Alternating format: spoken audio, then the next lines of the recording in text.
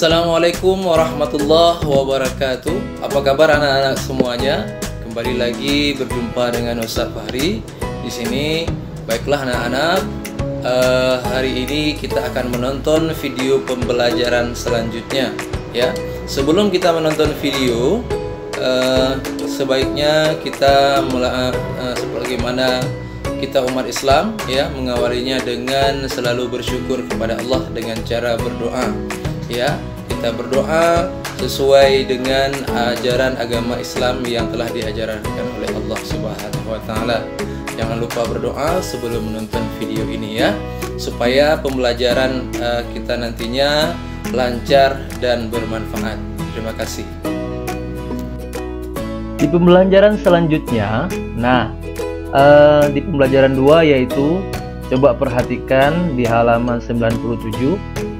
Kali ini kita melihat ada sebuah gambar. Nah, ini namanya gambar ilustrasi ya, gambar ilustrasi.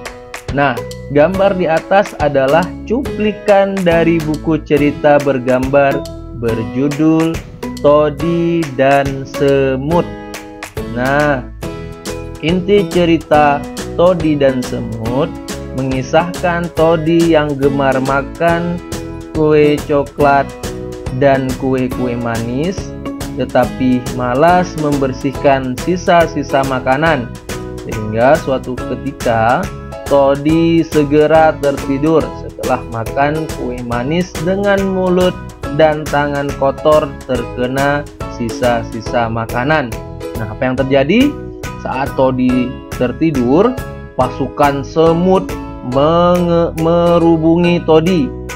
Mereka tidak menggigit tangan dan muka Todi, hingga mereka juga menggigit tangan dan muka Todi hingga bentol-bentol.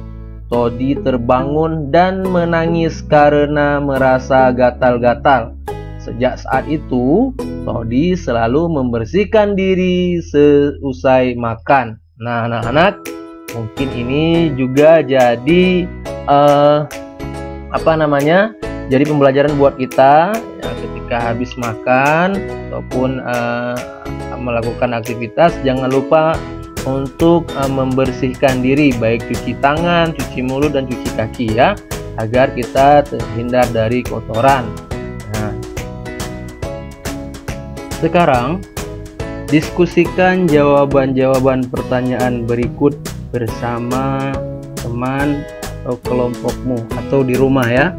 Coba kita diskusikan bersama-sama. Kira-kira dari gambar tadi ada pertanyaan di sini. Yang pertama, apakah gambar tersebut mendukung cerita? Yang kedua, jika jawabanmu ya, apa alasanmu? Dan jika jawabanmu tidak, apa pula alasanmu? Nah, berdasarkan jawaban di atas, dapat kita simpulkan adalah seperti ini. Apakah gambar tersebut mendukung cerita? Ya, gambar tersebut mendukung cerita Todi dan Semut. Jika ya, apa alasannya? Jika tidak, apa pula alasannya?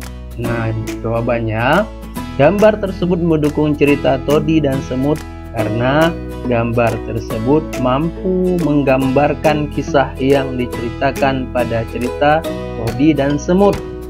Tokoh pada gambar tertidur setelah makan tanpa membersihkan sisa-sisa makanan.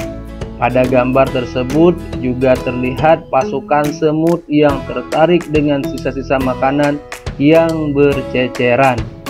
Nah, seperti itu ya.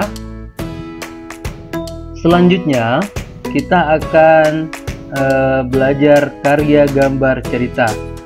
Karya gambar cerita banyak kita temui pada buku cerita, terutama buku cerita bergambar dan komik. Perhatikan contoh gambar berikut.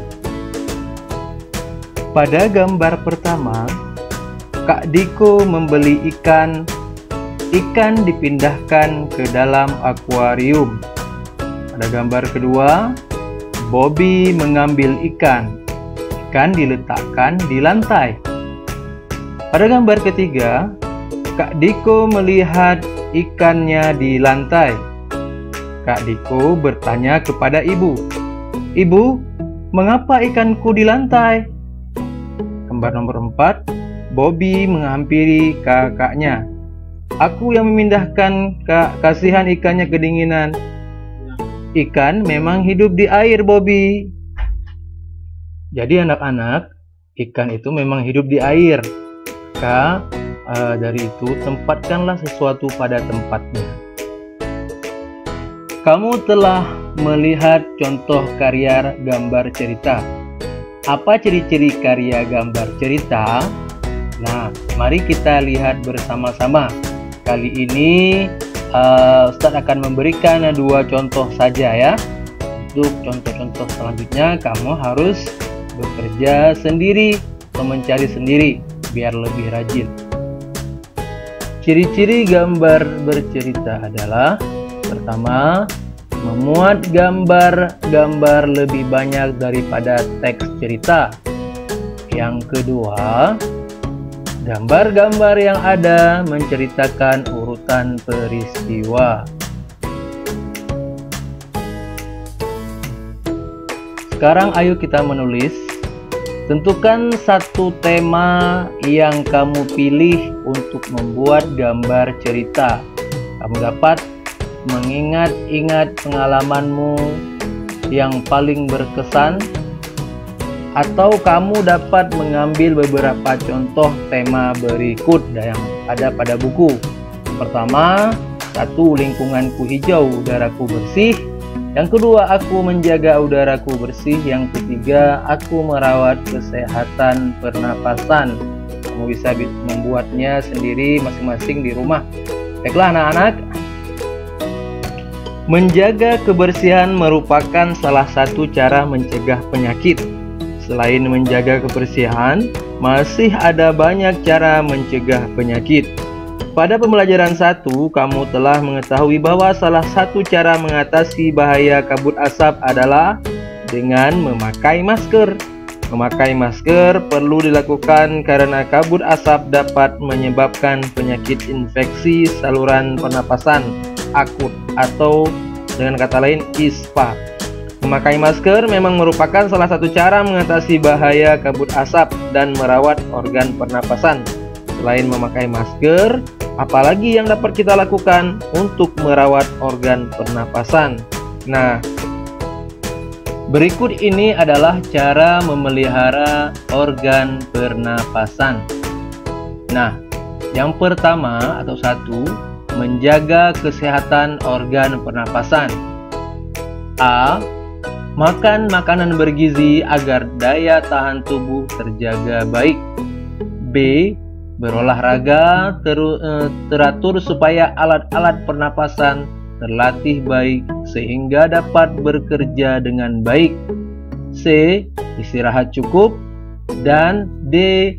Posisi tidur benar atau tidak miring ke kanan dan jangan terlungkup. Nah, itu yang 1 ya. Nomor 2, menghindari zat-zat yang dapat merusak organ pernapasan. Caranya: A. Tidak merokok dan menghindari paparan asap rokok karena banyak mengandung racun. B.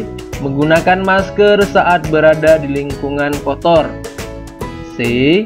Mengurangi konsumsi makanan dan minuman dingin karena jaringan paru-paru sensitif terhadap dingin. D. Menghindari makanan dan minuman mengandung banyak gula dan bahan kimia karena dapat merangsang lendir pada paru-paru sehingga kapasitas udara yang disimpan dalam paru-paru akan lebih sedikit. 3. Merawat organ pernapasan. A. Membersihkan rongga hidung secara teratur. Bulu halus dan rambut hidung berfungsi menyaring kotoran. B. Memeriksa kesehatan pernapasan secara teratur ke dokter. Nah, yang keempat sekarang, menjaga kesehatan lingkungan sekitar. Caranya: A. Membuat sebanyak mungkin ventilasi dalam rumah untuk menjaga sirkulasi udara. B. Menjaga kebersihan lingkungan supaya tidak banyak debu berterbangan yang akan ikut masuk ke dalam organ pernapasan saat kita menghirup napas. C. Membuat udara bersih di lingkungan sekitar rumah dengan menanam banyak tumbuhan hijau. Serta D. Mencegah ruangan lembab karena virus dan bakteri mudah berkembang di ruangan dengan kelembapan tinggi. Baik, itulah dia. Alhamdulillah, bagaimana video pembelajaran tadi? Ya, semoga bermanfaat buat anak-anak sekalian ya. Terima kasih. Assalamualaikum warahmatullahi wabarakatuh.